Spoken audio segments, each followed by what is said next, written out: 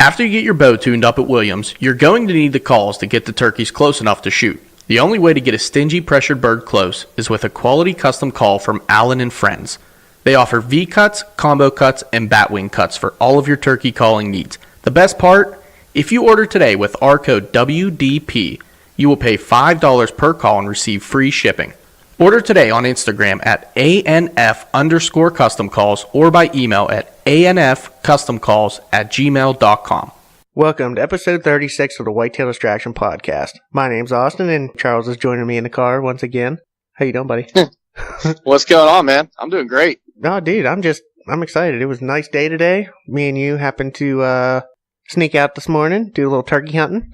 Yeah, we did a little first light sit. Wasn't too bad. I've been meaning to get out, but, until it really starts getting light sooner, it's kind of hard because I got to be done by 7 o'clock, and that's just not a lot of time in the woods. Yeah, really just a first sit, and that's it. Right, and we really got to, if we're going to do it again, which I'm planning on it, I'm thinking maybe Wednesday, if I can roost something, then Thursday we can try it again, maybe Thursday morning. We'll try to get back out there and do it again if the weather holds off. It looks like 100% chance of rain, but that could be evening rain. It could be. Yeah. And if we're in front of a storm front, that could even be better yet. Yeah, that's true. Could get the birds up and gobbling. You never know. For once. I have not heard a gobble in Pennsylvania, so I'm looking forward to a gobble in Pennsylvania. I've heard a couple. We didn't hear any gobbles this morning. We heard some little Henriettas chirping around, but Yeah, we had them going. We had the chirps going. Yep, rocking the ANF custom calls. That's right. A little soft purrs, clucks, a little soft yelps. We had them calling back off the limb, and I think they really started to pick up as soon as they hit the ground. But they weren't roosted within 100 yards from us, I would say. No, I don't think so either, but good morning. It was nice to get out. Yeah, it was awesome to get out because I've only been out one time so far in Pennsylvania. That was the first day, I believe. Mm-hmm. Yep. Oh, no, I'm sorry. I went out this past weekend as well. We only hunted till around 10 o'clock. Yeah. And I still didn't hear a gobble. I had hens. Every time I had hens, I've had hens talking back and forth with me. It's just I don't know where the gobblers are hiding. You're just a good hen caller, not a good gobbler caller. That must be it. I shot a bearded hen last year, so the proof's in the pudding. The proof is in the pudding, dude. You can't have your pudding if you don't eat your meat. I need to talk to Kyle. Be like, hey, Kyle, give me the calls that call in the gobblers, not the hens. I think he's got me garholed. They're too. You got you garholed. They're too lifelike. It only brings in hens. Yeah, they're just too good. That's funny. But it's been a tough year, man. So far, it has so far. But it's the grind that I'm used to. Mm-hmm. Yeah, absolutely. We still got time. We still get it done. We still got Ohio tags ready to rock. So that's right. It'll happen. Yep. And now we got part 2 episode here with our boy Garrett, the modern assassin, where he talks a little turkey as well. He does talk a little turkey. We go into all kind of stuff with this one. Bow fishing, turkeys. We go off on a couple of tangents. It's all kind of fun stuff. It's good stuff. It's real good content. Yeah, I'm excited about this one too. I really liked having him and really talking to him, and he's just a good dude all around. I mean, yeah. And a second reminder, in case anybody missed the first episode, this is a little bit of an explicit episode, but again, that's who he is, and I wouldn't change it for anything. Right, I wouldn't change it, and there's no reason to edit it out because that's just the person he is, and that's what makes him a unique hunter, and that's what's got him where he is. Oh, absolutely. He's been real throughout his entire life, and it's come full circle for him, and it's been successful, and I wish him the best of luck moving forward. Absolutely, me too, man. Well, let's get into that episode. All right. Yeah. You can see that in your YouTube channel. You can see that in your videos, man. You got videos, all kinds of shit. And one thing I'm really looking forward to is you filming The Modern Assassin with Tack Driver TV on the Pursuit channel. That is incredible. I can't wait till that starts coming out. Yeah, man. That's a hell of an accomplishment, too. Hell yeah. That should be fun. Really my first filming for it is in just a couple days. Will be this weekend. Nice. Will be the first time that I'm actually filming, got the camera running with the intent of handing it to Tack Driver TV. Yeah. Badass. Dude, that's awesome, man. We talked about that a little bit before starting this episode. You're going to be like within an hour of where Anthony and I are going down to hunt turkeys in southern Ohio. It's going to be super cool. I can't wait for it. I hear So I don't know the intel you boys have gotten, but I was just talking to a buddy of mine down there, as well as a taxidermist that I'm picking up last year's bird from. They had some cold and some rain come through, and they've been really tight-lipped, and it's been Really? tough hunting. But the temperatures are supposed to rise up, and the sun's going to break through. I think there may be rain one day, but the temperatures are supposed to warm up, and then the sun come out.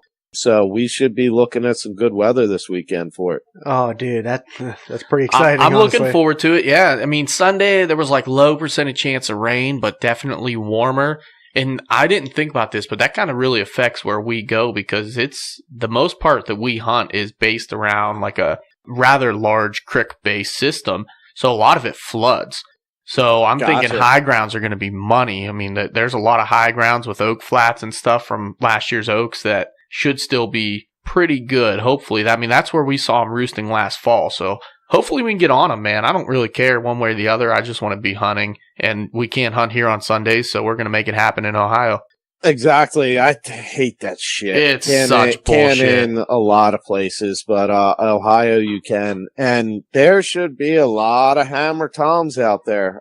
I mean, a couple years ago is when there was that kind of little bit, I guess for me, I'll say Western, in a little Western band, hatch of the cicadas. Yes. And after that year, that spring with the cicadas, I mean, you think about even the fox and the coyotes are eating those cicadas. Yep. Oh, definitely. So not only did all the birds have all them to eat, but the predators and all are eating them as well. And they had just an extremely high survival rate of hatches in the hatch that year. So now, all those birds are, 3 years old now. Yep, absolutely. So, I know the hunting public last year, they were in Ohio, and they were they were talking about how they saw more birds, more 2-year-olds, than they've ever seen before, and that was because of the cicada hatch. Yep. I was wondering if that's where I heard that from, because Yeah. I could have sworn I just heard on another podcast pretty recently talking about how when you have a cicada hatch like that the turkeys just flourish the next couple of years. And I don't know if there's any science behind it, or Pennsylvania I've set record never numbers. really heard anybody else talk about it, so that's pretty cool that other people do. That was just kind of what my buddies and I had assimilated between what was going on and just how many turkeys there were. Yep. I mean, there's got to be something to it then. Think about Pennsylvania last year. That went fall, off. we had 31 Jakes walk into the food plot. Holy shit! Oh, jeez. Dude, they were shit. just walking around, running out all the whitetail like for days. And finally, I was like, I told my buddy, I was like, if the turkeys show up tomorrow, I'm killing one. Like, no more. Like, I don't want to shoot a turkey because I'm afraid I'll scare the deer away. I'm like, the turkeys are scaring all the deer away. Like, this is ridiculous. So, 31 Jakes walked in and 30 walked out. That's beautiful, man. That's beautiful. Honestly, most of the time when our deer season is archery season, we usually have a pretty small pocket for our small game season that kind of goes along with it. And turkeys are right in there with it. Yeah. If I've taken a few pop shots at some of them. I missed one time. I called in 9 Jakes just mouth calling. They all came in just hammering, gobbling at me the whole way across this field. And I had one at like 30 yards. And as soon as I shot, I blame it on the turkey, but I just pulled off it. I peeked hard, dude. The first time I ever shot at one, I peeked so hard and I just grazed it. I was like, son of a bitch. It happens to the best of us, man. Yeah. Well, let's go into that, man. We're on the turkey subject. It's on everyone's mind. You just killed your first tom turkey, and I want to hear the story behind that. I saw the film, but I kind of want to put the story in a little more in depth. Yeah, that was a bird that, without the help of my buddy Keith Sherrick from Tattoo in the Wild, I would have never killed that bird. And that was a smart bird that a lot of people knew about, knew about that bird too. And cause he was a fucking hammer, and he would make the mistake of hanging out in a field you could see from the road. So a lot of people would see him, but we set up to hunt that morning, and all we had come down was a single hen. and she came and pissed around the decoys for a little bit. It was pretty funny. She, I forget. Yeah, it's actually in the video I have up. She kind of goes into a strut. Yeah, I saw that. Runs up flexing on the decoy. It's almost like a little hen strut. See, I was wondering because I thought it was like when I was watching that, I was at work today watching it again, and I'm like second guessing. I'm like, was that a Jake? It looks a lot like a hen. Like she was acting like a Jake. She just got all fired up. Yeah, and, dude. Had to flex a little bit. Turkey turned into a cat fight. Yeah. So it was really funny because that hen, she comes up and she literally walks past us at like maybe 5 feet from the blind. And we hear her wings flap and we're like, okay, she just pitched across the stream. Cause we were literally like, if we fell backwards, we were getting wet. So we're sitting there and, a minute later, we just hear whop, whop, whop, whop, whop, the wings again. We're like, what the fuck? And look out the window and that turkey is in a groundhog hole, like 6 feet from the blind, dusting herself. Oh, okay. But that's what she was doing when we heard her flap her wings. We thought she pitched across the stream. So that was pretty funny. We're sitting there trying not to fucking laugh because this bird's literally right next to us. But we could never get any toms to talk or want to come down or nothing. And, it was where if it was up to me, I would have been like, all right, let's pack up our shit, hop in the truck, go somewhere else, try to locate some birds. Yeah. But Keith being the turkey talker and just obsessed with birds the way he is, he's like, all right, I know where these hens are going to want to nest. He said, we're going to go up. It's going to be thick, but we're just going to get up in that thick shit. We're just going to sit there and shut up. He said, if I know where them hens are nesting, that old Tom knows where them hens are nesting, and he's going to come looking for another piece. Ooh. So we did. We got in the blind, and we probably didn't do nothing for like half hour, 40 minutes. And I'm just like thinking to myself, yeah, we should probably be at another property covering ground calling, and we're just sitting here not even making a noise, doing nothing. And Keith called. Or no, actually, that bird hammered off by himself. He was probably about 200 yards away, it sounded. 150, 200 yards away. And Keith called back, just did a couple little calls, and then we sat quiet. I mean, it was probably another 40 minutes later or so. He hammers off again, and he's now about 80 yards away. And Keith waited 5-10 minutes probably, because I'm thinking, again, being a novice to this, I'm like, dude, he's gobbling. Why aren't you calling back? Yeah, get him in here. I'm not saying this, but I'm thinking it like, dude, why are you just sitting here silent when he's finally 80 yards away and gobbling? And he waited probably 15, 20 minutes and just gave a couple clucks. I mean, it took that bird close to an hour to close that 80-yard distance. Ooh, that's a long hour. Dude, just a stubborn ass. Yeah, and again, I'm sitting there like, I don't think it's happening. And then all of a sudden, Keith is peeking out the back window and he's like, I see him. I'm like, yeah, he's coming right this way. I was like, shit. And it was so funny because now it's like, okay, now it's game on, but I can't see him. So Keith is just like peeking out the window and closes the window a little bit, turns back to me. Dude, he's fucking huge. Looks out the window again. Holy shit. Looks back. He's got a fucking paintbrush. Peeks back out. Oh man, he's a fucking hammer. It was almost like you're about to like get in a fight with somebody. You're like, all right, let's get the gloves on. All right, let's do this. And then you guys are, all right, you got this, but man, that's a big son of a bitch.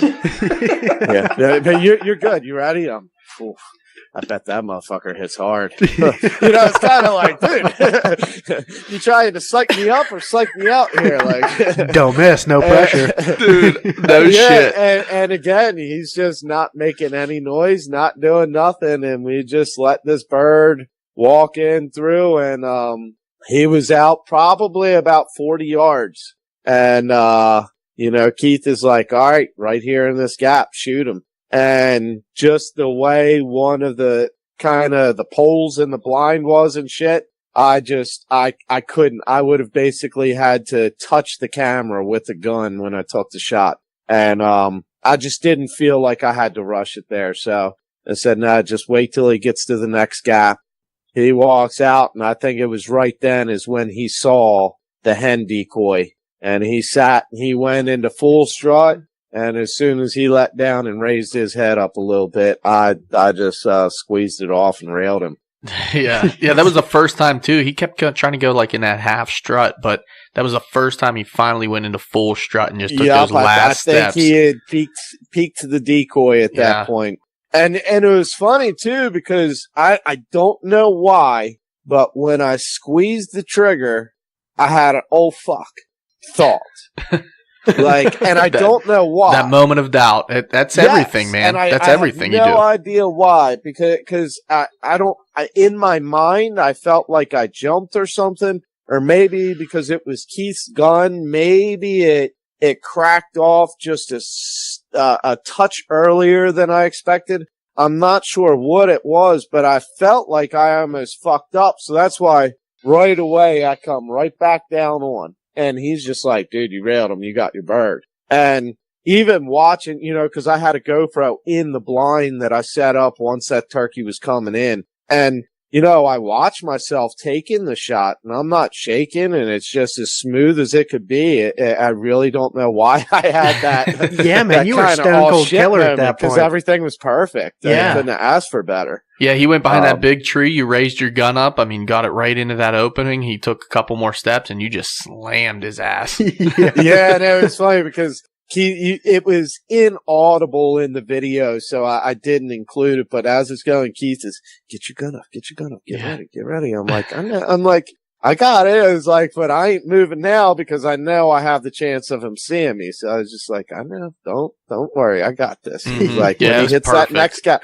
because he's thinking, dude, he's right here in this gap, wide open, shoot him. Right. But I knew I couldn't get the gun in there, so I just looked like I was sitting there doing nothing. I was wondering too. I was like, dude, shoot him. Kill it. I'm like, no, just wait till he's in that next gap. So yeah, that was my plan. As soon as he got behind that tree, I knew I'd be able to, bring the gun up slowly and, extend the barrel out the window without drawing any attention. And, perfect. Just squeezed it off as soon as he came out of full strut. Man, I saw the arrows in the background. You have a bow on you too, you crazy. Well, I had my bow for the morning. We were sitting at field edge, and we knew it would be, it was just an ideal spot to try to kill one with a bow. Yeah. And we just didn't have any, I think we maybe heard 2 in the morning, if that, but they just weren't making any noise. They just weren't around. So once we were going up there, we knew it was going to be a little bit thicker. We knew that there was an older and educated bird up in there, because we weren't the only people that had tried getting on this bird. And that's exactly why Keith was like doing basically the opposite of what I would have done as a novice turkey hunter. Like, okay, now's the time to call. Yeah. That's when he didn't call. Oh, man. And time just like out of nowhere, he throws some calls out like, why now? Yeah. But it's just, it's the years of experience of doing it and knowing not only what turns them birds on, but what turns them birds off. Dude, definitely. And patience, man. Patience. Oh, that is the key. It was like deer hunting. And, to me, like I said, I always felt like, okay, put it this way. I have full faith in Keith. I mean, he and I, we always get ourselves into some shit. It doesn't matter what the situation, what the weather is, whether we're turkey hunting, we're deer hunting, or they come out for me to visit me. And, it's 6-foot fucking seas while we're trying to bow fish and have to hold cover till the storm's over. We always find a way to make shit work. So it's not that I doubted him. It was just in my own mind. It was not the approach.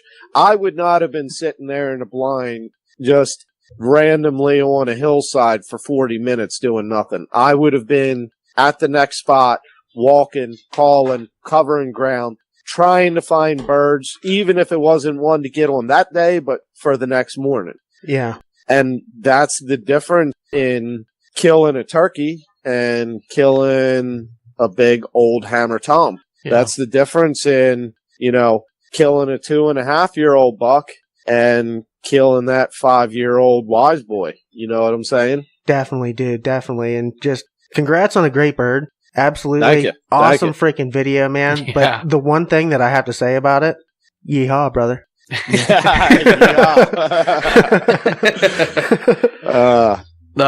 dude. that was one of, the few things that it wasn't self-filmed. I had Keith filming me. He was doing the filming, he was doing the calling. I just had to make the shot. Yep. And you say it all the time, trust your equipment. In this circumstance, you kind of have to trust him, trust his knowledge, trust, what he knows about the property. And, that's what goes into it. And that is a very, very good point, because that was Keith's shotgun and the bird is coming in, and I may have even shouldered the shotgun and said, "Where do I aim?" Yeah. And he's like right under the chin. It was like, got it. Yeah. Yeah. Boom. Railed it. Yep. Well, Railed it. It was, I think 2 mornings later, because, Keith had taken, I believe, his brother and another guy out the following day. And he and I went out 2 days later, went to another guy's property, already had a blind and everything set up. And, he was like, "Oh, my gun's already out there. Don't even worry about it." I was like, "All right, perfect." And I'm going to put the video of this up. I just haven't got around to it, but we have this Tom come in, and he comes right over the hill, walks right in, and he's like, "Dude, shoot him." And I was like, I want to see what he's going to do. It was like, fuck it, and let him just start fucking up the decoy and shit. Yeah. You know what I mean? And then it was like, all right, he's starting to get a little weird. And the guy, he had a red dot on this shotgun.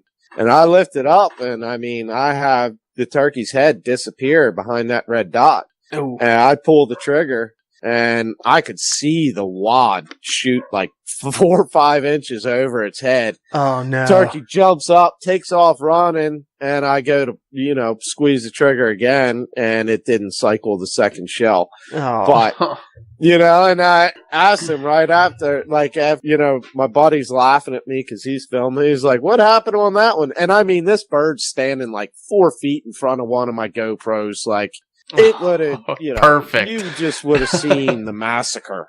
And I was like, "I don't know, dude." I had it like right on his chin and just squeezed off. And he was like, "Oh, yeah, you want that red dot right where his feathers stop on his neck." I'm like, "Oh, that would have been good to know before I squeezed the trigger." Oh, So, yeah, man. know your equipment, Yep. as you were just saying. Yep.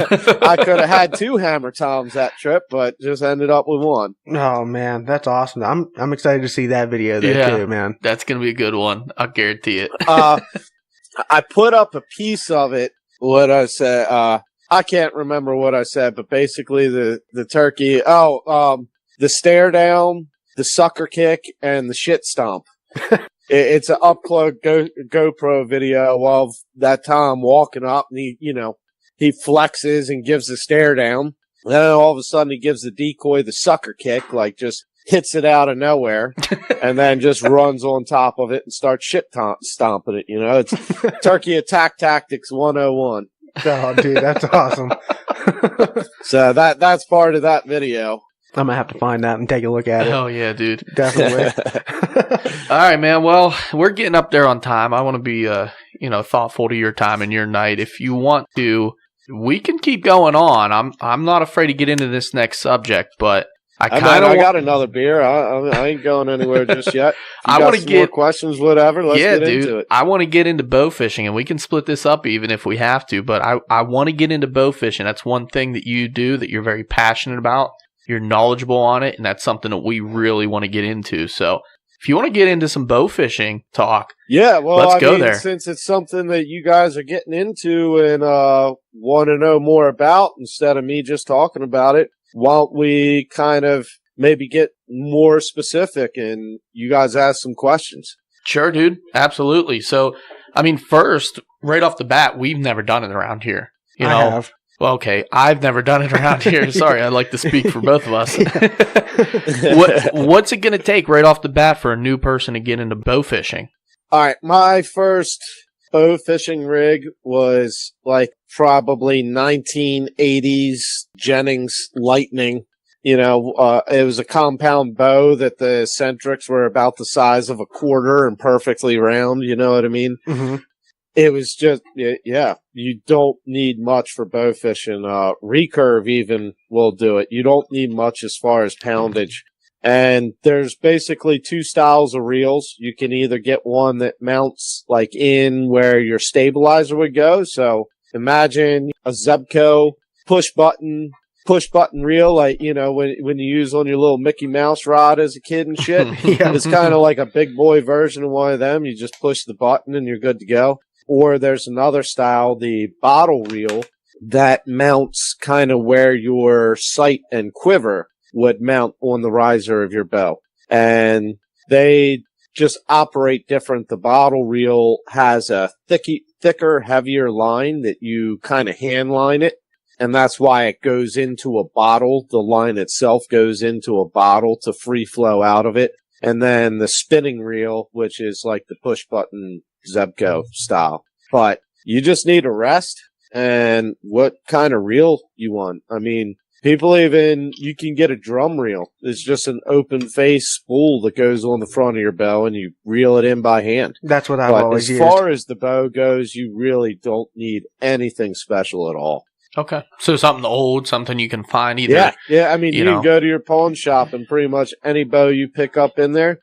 You don't want, I wouldn't suggest going and picking up, a high-end compound bow or a compound bow that's only adjustable between 60 and 70. But Right. if you find a compound bow that goes between 30 and 50 pounds, yeah, you just gotta take the string off, put some finger leeches on it, and, get a rest that will accommodate bow fishing because, you gotta be careful of your line hanging up on anything when you shoot. You could get arrow bounce back and things like that. So there are certain types of rests that you want to use for a bowfish application versus, just a normal bow hunting rest. They're more like a roller, aren't they?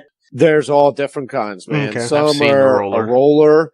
One of my favorites is it's just literally a giant V. And to me, it's easy because it's a big, wide open top V that I don't even really have to look to slap the arrow down in it. Or my other favorite one, it's just a channel. Like if you think of just how you set if you're shooting off the shelf of a recurve or a longbow, it's just a U channel that the arrow goes through. Oh, that's decent though. Yeah, that looks cool. So a little shameless plug for you here. I mean, where can people find some bow fishing equipment if they're looking to get into it? Say the reel and the rest. I do sell some bow fishing equipment on my website, the Modern Assassins. I sell one of my backup bows that I always have on the boat that's backup for me unless someone else is already shooting it, which usually they are, is the Poseidon from Fin Finder. And you can get just the bow or with the rest, with a couple arrows, with the reel,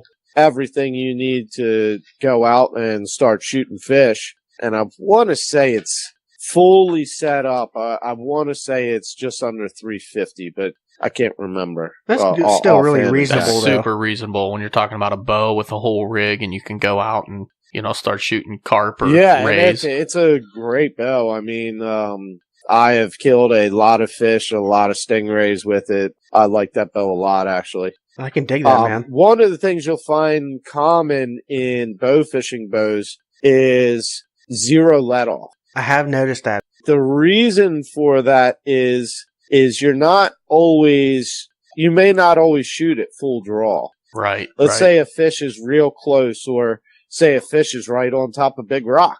Mm-hmm. You just kind of pluck shot it a little bit, Right. draw back a little bit and let it rip instead of, coming to full draw and anchoring. And very rarely in bow fishing are you in perfect shooting form. Right. It's moving, it's off to the side, it's down low. So it's not like you're getting a perfect anchor point every time and coming back to a dead stop, back wall. It's kind of each shot depends, what you're doing, how you're doing it. But it just stays a little more fluid. Like even my Oneida or the RPM lever bows, they do have a point where it will roll over to let off at the very back. Yeah. And I draw back, and as soon as it's about to let off is when I release my arrow. Oh, decent. Okay. I think It's that's just- something that Andrew was talking about.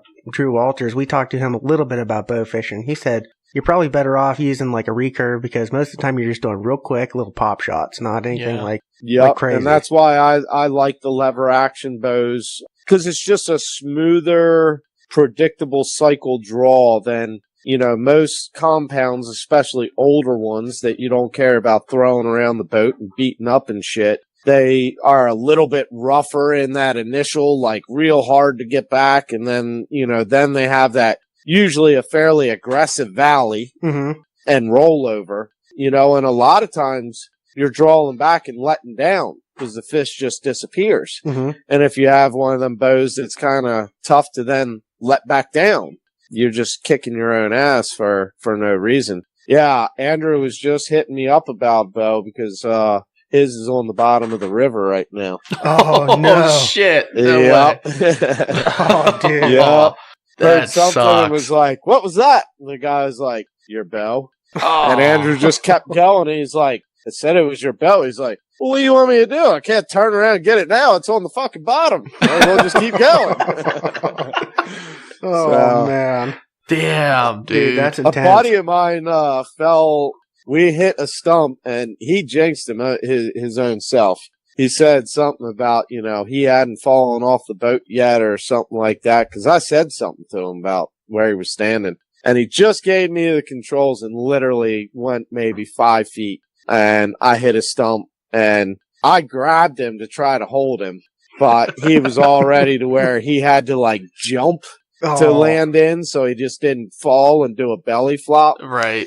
Sunk deep enough in the mud that he lost both his shoes. He was starting to go to draw in his bow, so he kind of shot and just tossed his bow. So I just shot my bow where his went into the water. So at least we had a marker to try to find it, because then it was just That was smart. a fucking muddy mess. But yeah, we found the bow, not his shoes. Screw the shoes. Yeah, dude. A lot cheaper. And so I just saw where his bow landed, and I just shot an arrow in that direction. Like, all right, Yeah. It's now around we'll there know somewhere. where to just follow my line, and somewhere around there's your bow. Oh, That's dude. funny because looking at your videos and seeing your bow, it's like I look at it and I was thinking the same thing. Like, man, I feel like I would fall off that damn thing. The flat surface, you're hanging over the edge, looking to make a shot, and damn, I definitely felt like that's something I would do. Just lean over too far. I'm a hillbilly too. I'll get to running around with no shoes on and just a pair of shorts and, slinging dead fish everywhere or rays. But yeah, I've never fallen off the front. There's a lot of people that don't want to get near the edge though. I'll tell you that. Yeah. Yeah. But it's like anything, you got some guys that get up and sit in the tree stand Mhm. and it's like their ass is a magnet to the seat and and their back just splined against the tree. They won't move. And then, you get to a point where you're just spinning around. You feel when you're near the edge and you just move about freely. Oh, yeah. Right, you I've know? been there. I've been in those sketchy sits, and you're like, "Oh my god, what am I doing?" And then a deer comes in, and next thing you know, I'm hanging off the edge, and I'm grabbing a limb to lean over. All kinds of crazy shit happens when you're in the moment, and there's a deer coming in. And that is going to be, like I said, now that I've really figured out, I can't say I've dialed it in, but now that I've figured out how I'm going to be doing my filming for saddle hunting, like you were just saying, the freedom of being able to move around and not worry, okay, how far is too far before the stand rolls out from under me or, shit like that. You just have such freedom once you trust the saddle. Yeah, we were playing around with it in our buddy's saddle, and that was the final straw or the final piece to my puzzle. I was kind of talking it up to him, and he had no clue what a saddle was. Along with a lot of people that I know, they have no clue what a saddle is. And I was talking up to him big time and really selling it on him. Well, his crazy ass, I knew he'd go out and buy it, and then I would just kind of piggyback off of him and try it out and see how I liked it. And now I'm addicted. I'm like, I gotta get one. Yeah, dude. And especially, they always say one of the, and I played with it a good bit, but like I said, every time it came to go hunting it, I had just invested so much into my season and the time and the miles and the new properties and everything that I didn't want to put in a questionable factor. Right. And after playing with it more and more, and then especially after going around with Drew to the different trade shows, teaching other people about it, I also taught myself a shit ton about it. Right. Hanging off over top of a stairwell at like 25 feet in the air, like a madman. Yeah. And it was crazy. It was so crazy to me.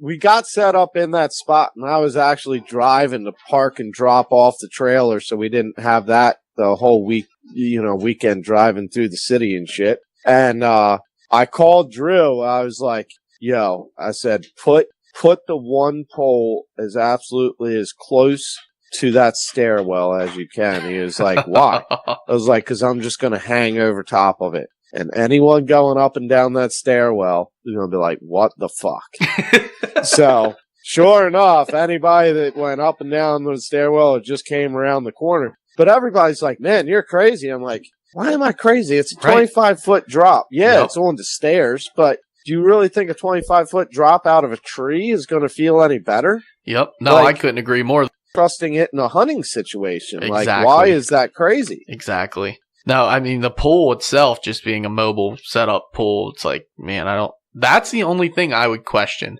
The mobile and the perch and everything that you were on, I know that stuff's going to work. I wouldn't fear that. It's the pool that's just standing up. But then Big Hoss gets on it and the thing don't move. So I think you're just fine. When he hopped up there, like, swing to the other side. So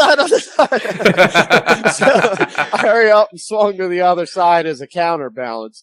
But that being said, I also, I'm the one that carried them fucking poles in. Yeah. So I know how heavy them sons of bitches were.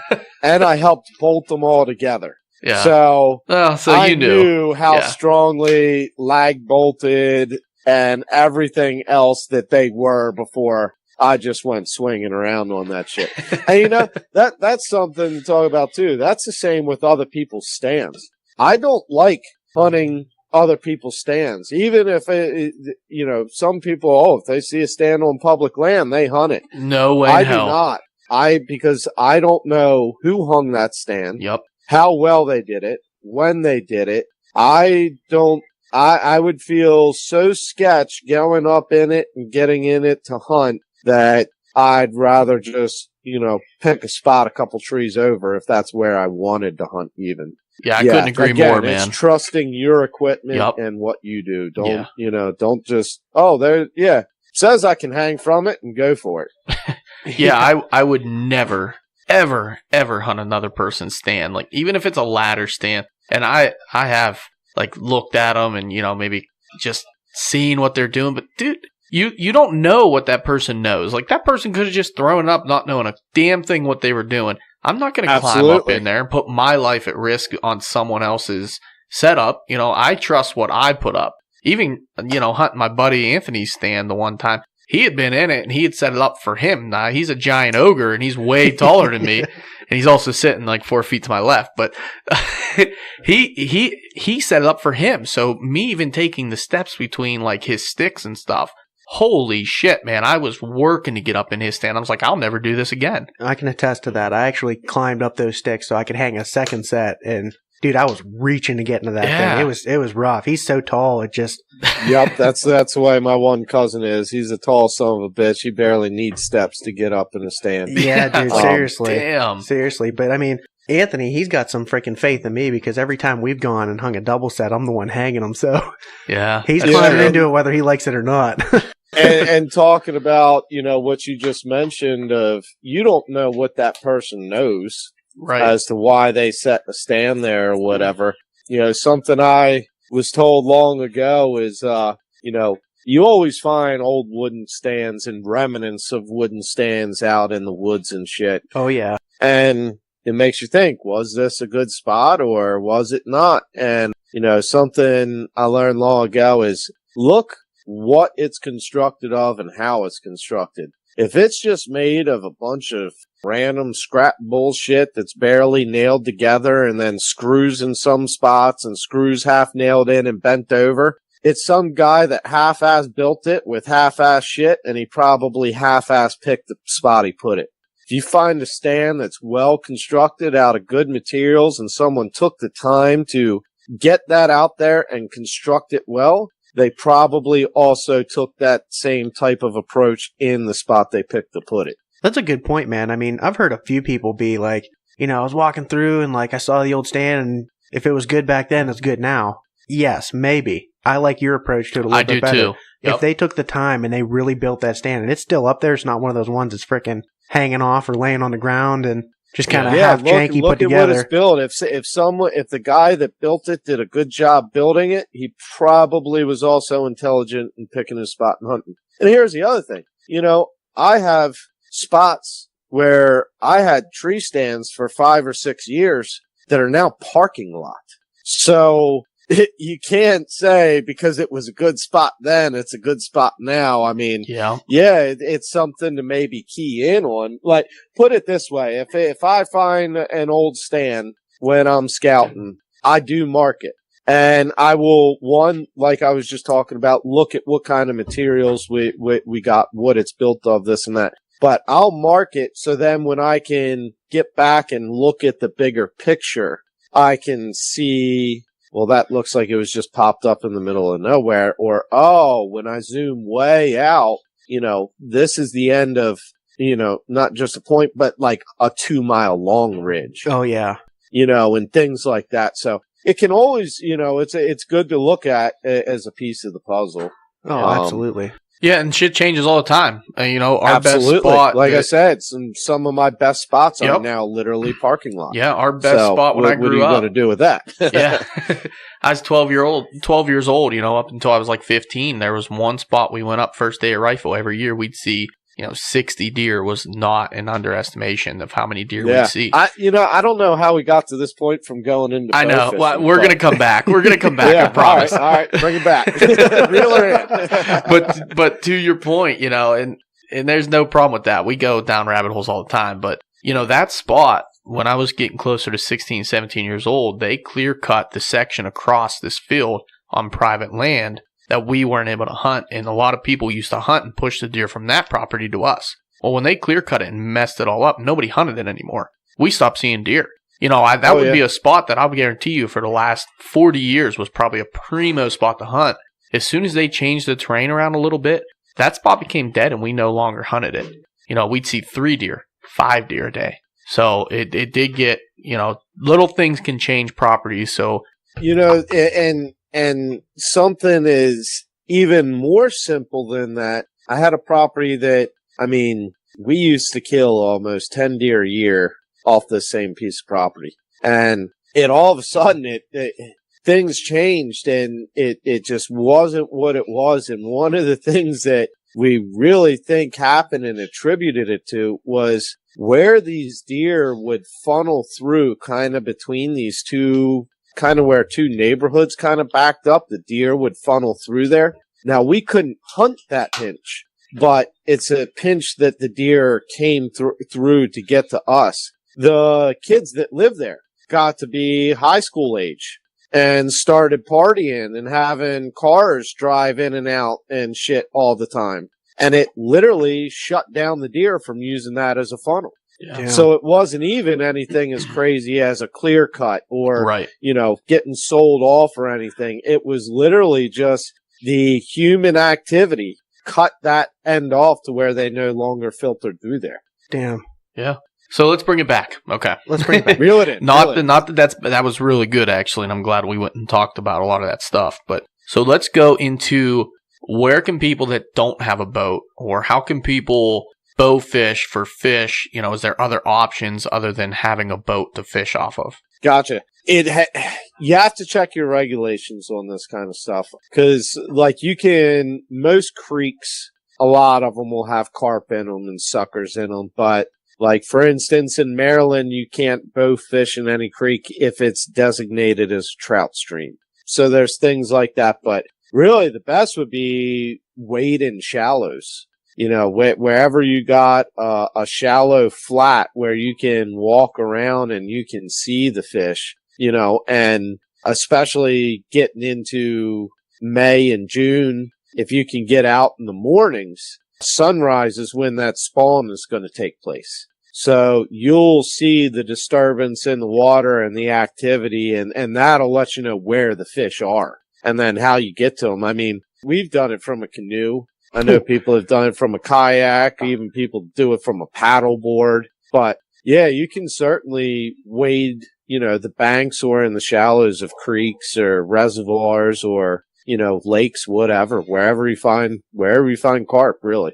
Oh, definitely, definitely. One thing I kind of wanted to get into a little bit, I kind of want to push people a little bit towards your video because it's so informational and it's really just kind of cool, honestly. But can you get into a little bit of like the cow nose rays that you're dealing with over there and kind of how they're like decimating like the bays and everything and really taking over the whole ecosystem? They're destroying it. Can you kind of go into that a little bit and like just kind of tell what a cow nose rays is and how you're bow fishing and all that? That video, you know, it took me about as much time to build the intro of that video as it did to edit the whole rest of the film. Mm-hmm. It probably took me longer, to be honest. And I don't know if you read the description, but it literally, YouTube would not let me enter any more characters. I tried to give as much information as I possibly could because it's kind of a hot topic by us, but the cow nose rays, so right off the bat, they are not an invasive species. So a lot of people get it mixed up and think they're an invasive. They're not an invasive. They've historically always been here, but they're absolutely a nuisance species. And what's happened is over the years, shark populations have been just reduced. I believe they're down to 10 to 15% what they used to be for my area. And so sharks were the only thing that killed them. So now without any predators, the population of the cow nose rays just started booming. Mm-hmm. And they never stop moving, and they're always just feeding. Even clam bar restoration efforts, you know, you can have a swarm of rays come through and clean out a whole restoration effort in a night. Oh, geez. They eat crabs, they eat fish, but they really put a hurting on the small crabs and the clams, the oysters, the razor clams, and the shellfish like that. There's just too damn many of them, mm-hmm. is what it boils down to. But they go down to the Gulf of Mexico for like the winter, and then they come up to the Chesapeake and some other areas to birth and nurse their young. Yeah. And that's why there gets to be a lot of controversy, and is people are like, oh, well, you know, they're pregnant and you're killing them, or they just had babies and you're killing them. And it's like, yeah, but I mean, they are killing everything. Mm-hmm. Yeah. Like, it's hard for people to grasp the fact that sometimes to help things, you got to kill things. Oh, no, dude. I totally get it. I really do. And, you know, props to you for actually like trying to raise awareness to it and going out and putting in the effort and trying to like at least reduce it a little bit. It's really important to me that I have a lot of fun doing it. Oh, absolutely. Two, the Chesapeake is like the lifeline of Maryland. Yeah. It is the bloodline of it. And like every fisherman, every crabber, every clammer we meet will tell us exactly where they're seeing them. That's good. Because they just want them gone. You know, not only will the rays come up your, you know, 1,200 or 2,000 foot trot line and eat any crabs off of it. Any of them they can't eat, they scare off away from it, but they'll also eat every bait up and down the line. So they do a lot of damage. And they were trying to have, you know, shooting rays outlawed for no ecological reason. It was just people's feelings getting hurt. And I mean, they are cool as shit when you see them swimming through the water. Kind of like geese flying a V, they swim in like a diamond. And I mean, it is really cool to see. But that doesn't mean they're not doing damage. Oh, definitely. And anybody that thinks you're, maybe being dramatic or blowing this up, they really need to go look at that video on your YouTube, because right off the bat, man, you are just in dozens and dozens of rays swimming right past you. It's insane how many there are. And like you said, when you're trying to balance something and you're trying to reduce the numbers you talked about, a lot of the negative impact comes from the fact that they are breeding and they're birthing their youngs at that point when you're killing them. But at the same time, you're killing them to reduce numbers. So what better time to kill them than when, they have 2 babies or a baby in their, inside of them. So you're taking out 3 of the population rather than just removing 1 of the population. That's exactly what I was thinking. Yep. So it's just, and like you said it best, I've heard you say it before, people are getting their feelings hurt and they want to reduce something. That's why they got rid of tournaments. That's why, they're targeting rays, because it's something that you can go into a zoo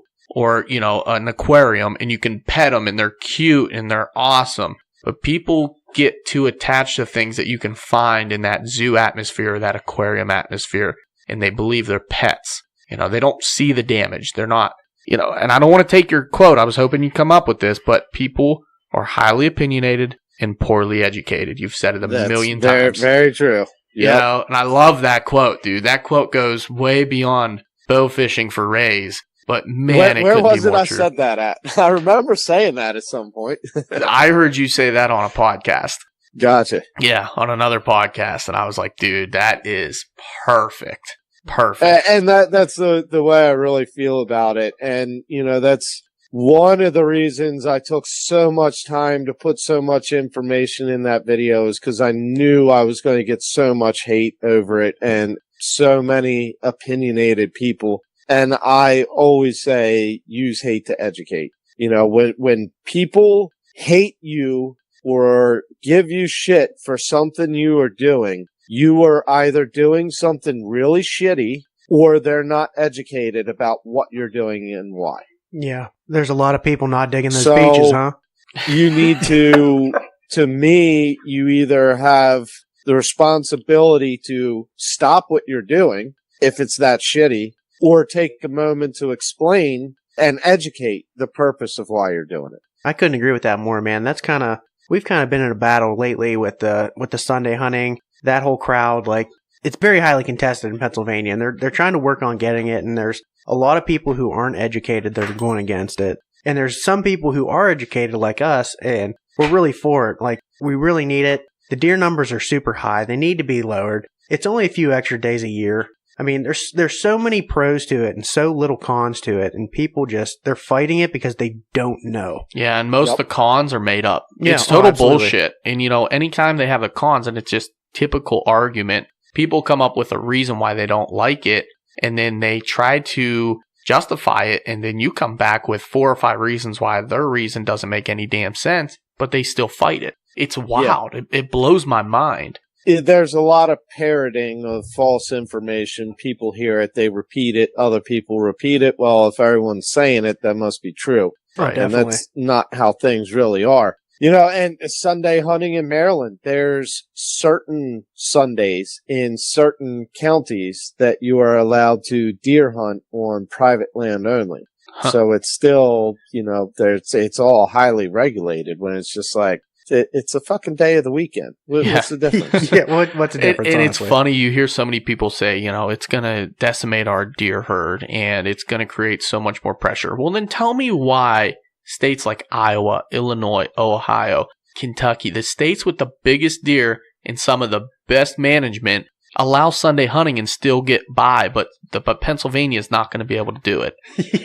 You can argue population, fine. You're in reality, break it down. You're talking, even if you let full out blown, okay, deer hunting for Sunday only is allowed 100%. You're talking 8 days. How much damage can 8 days do to a population? Not as much as I think. And 6 of those days is with a bow. Yeah. And 2 is with a gun. You're not talking a lot.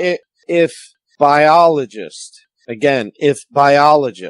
people that know about animals and wildlife, not just your random person that has a feeling or an idea about an animal. If biologists really think that the animals need a break some point. Okay, make it a Wednesday when everyone's at fucking work. Yeah. Don't take away one of the days that we are all working for, buying equipment for, buying a license for, and then you're restricting one of the 2 days that most people that are working for this, the working class guys. That's most hunters Oh, are absolutely. the working class Absolutely. guys. And girls. I'm not trying to. Yeah. We get it. It's the working class American that is your hunter. Yeah, totally. Yeah, and the hikers and the people that pay $0 into the state land that they hike on think they have a higher opinion than hunters. And they say, well, we need our days to walk in the woods. If you can't give up 2 days a year to walk in the woods in late November, early December, give me a damn break, dude. Like, come on. That's just being selfish, and the though. Thing about Think about it. That's a real kick in the dick is the only reason they have those public lands to go walk and hunt is because we are the ones fighting to keep public lands Exactly. public. We're the one putting dollars into conservation. We are the ones that are hanging on to this land for it to be public, for them to even have access to. So for them to then feel like they have right over us, and I'm not saying we have right over them. It is public. Absolutely. But at least be aware of why it's there to be available in the first place. Absolutely. Couldn't agree more. Well, while everybody's blood pressure is all sorts of high and we're all about to have strokes and whatnot, let's go into a little bit lighter topic. Every once in a while, we don't do it every episode, but every once in a while we like to do a little bit of rapid fire kind of at the end. Nothing too crazy, super easy questions, but I just want to kind of dive into that and then let you on your way. Crash course, let's do it. All right. These are off the top of our heads because I got nothing planned. So it's all good, man. Go with it, kid. What would be your number one tip for a new hunter? To not be intimidated. Ooh. Not be intimidated by, guys that have been doing it a while. Not to be intimidated by social media. To not be intimidated to not try. Get out there, try it, figure it out, just do it. And you got to have not only confidence in yourself, but if you are timid to do it right off the bat, you're just not going to have a good experience. Enjoy it. So don't be scared. Shoot your shot. Absolutely. Dude, that's one of the best answers we've had so far, to be honest. For with sure. you. Yeah. Okay, so I got one here. What is your favorite time of the year to be bow fishing? To be bow fishing? Yeah. What's your favorite time? Man. I guess I would have to say the last week of May, first week of June. And that would be because the rivers have cleaned up by that point for the most point, where they've got vegetation growing to help the turbidity and water quality. But the grasses aren't so crazy that you can't find the fish in them. And that's also about when the stingrays start showing up. So that for bow fishing, that's kind of that little magic overlap of everything. Beautiful. Yeah. What would be your favorite hunting tradition? My favorite hunting tradition? Yeah. Shit. I guess I can't say I really have many hunting traditions.